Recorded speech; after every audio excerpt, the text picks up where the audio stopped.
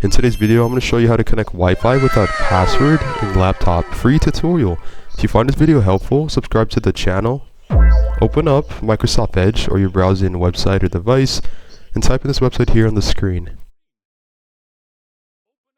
Open up your Google Chrome or Microsoft Edge browser and type in QR code Wi-Fi generator and then click enter.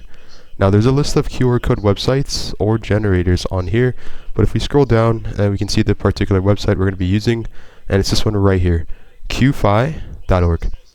Once this has loaded and opened, you're going to be able to type in your SSID of the Wi-Fi or the network that you want to use, and then the key or the password, and then the encryption.